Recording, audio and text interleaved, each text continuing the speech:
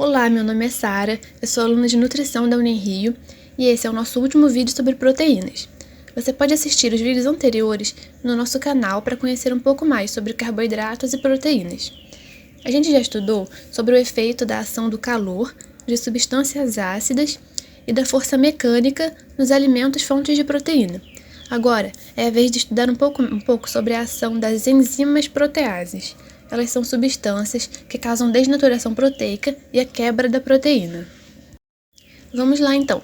No processo da digestão, quando a gente come alimentos que têm proteínas na sua composição, essas proteínas precisam estar na sua forma básica para o nosso organismo conseguir aproveitar esse nutriente.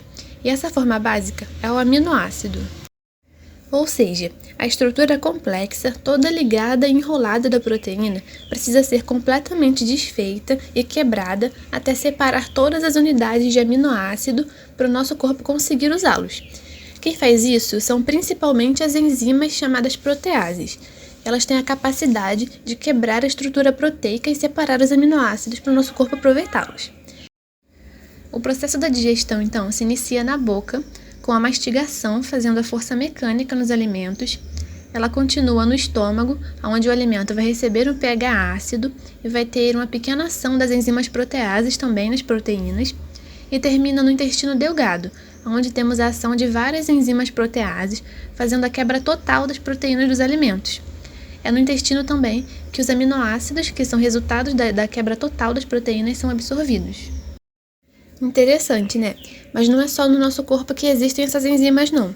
Alguns alimentos também têm essa substância, como por exemplo o abacaxi, que tem a enzima chamada bromelina, e o mamão, que tem a enzima chamada papaina. Nós já vimos nos outros vídeos que o efeito da desnaturação proteica na carne costuma deixá-la mais macia. Agora vamos fazer a nossa dinâmica testando a eficácia das enzimas do abacaxi e do mamão. Será que elas realmente vão provocar uma desnaturação proteica e deixar a carne mais macia também? Vamos testar também o amaciante de carne. Ele é um produto que é composto por temperos e por pó enzimático. A enzima que é mais usada nesse produto geralmente é a papaina. Então vamos lá. Você vai precisar de carne animal, carne de soja, um mamão, um abacaxi e amaciante de carne. Na primeira etapa, você vai fazer o suco do mamão e do abacaxi. Bata no liquidificador meio copo de água com um pedaço médio de mamão, deixando alguns pedaços. Depois, bata meio copo de água com um pedaço médio de abacaxi e deixando alguns pedaços também.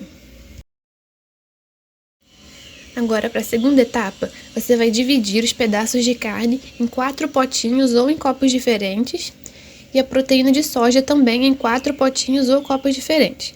No final, você vai ter 8 potes. No primeiro, você vai deixar um pedaço de carne animal e vai adicionar nele apenas água. No segundo pote, você vai colocar uma colher de carne de soja e também vai adicionar apenas água. Nesses dois, não tem presença de nenhuma enzima, certo? Você vai usá-los no final para comparar com as outras amostras e ver se houve alguma diferença. No terceiro pote, você vai deixar um pedaço de carne animal e vai adicionar metade do suco de abacaxi. No quarto pote, você vai deixar uma colher de carne de soja e vai adicionar a outra metade do suco de abacaxi. Esses 2 potes têm as carnes e tem também suco de abacaxi, que contém a enzima bromelina, lembra? Então vamos continuar. No quinto pote, você vai deixar um pedaço de carne animal e adicionar metade do suco de mamão. No sexto pote, você vai deixar uma colher de carne de soja e vai adicionar a outra metade do suco de mamão. Esses 2 potes, então, têm a amostra das carnes junto com o suco de mamão, que tem a enzima papaina. No sétimo pote, você vai deixar um pedaço de carne animal com o amaciante de carne. E no oitavo, uma colher de carne de soja com o amaciante de carne também. Essas 2 últimas amostras ficaram junto com esse produto industrializado, que tem tempero e também tem enzimas proteolíticas, geralmente a papaina, lembra? Muito bem.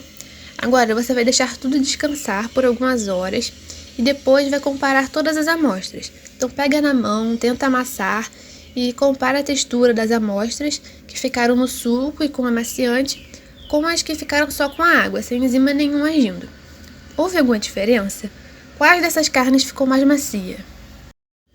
Aqui a gente percebeu que as carnes que ficaram de molho com suco de abacaxi foram as que ficaram mais macias, mas que as que ficaram de molho com suco de mamão e com amaciante de carne ficaram um pouco mais macias do que a carne comum, que não teve adição de nada. Então, o que aconteceu? As enzimas proteases fizeram a quebra de algumas ligações entre as proteínas. Na imagem está representada uma proteína e os triângulos vermelhos representam as enzimas, as proteases, fazendo a quebra. Com essas quebras, a proteína então se dividiu em vários pedaços menores. Desse jeito, a ligação com a água fica mais fácil. Por quê? Antes dessa quebra acontecer, a proteína ela interagia parcialmente com a água, mas como ela estava muito enrolada, estava se ligando muito com ela mesma, não haviam tantas ligações com a água assim, como a gente pode ver nessa representação da figura, em que as bolinhas azuis são a água, representam a água. Depois da quebra, surgiu mais espaço para a água e as estruturas que antes estavam ligadas com a própria proteína se enrolando, agora podem se juntar com a água, e desse jeito a carne fica mais macia. Não aconteceu a quebra completa igual acontece na digestão, mas a desnaturação e a quebra que foi feita por essas enzimas foi o suficiente para deixar a carne mais macia. Então por hoje é só, espero que tenham gostado do nosso módulo de proteínas.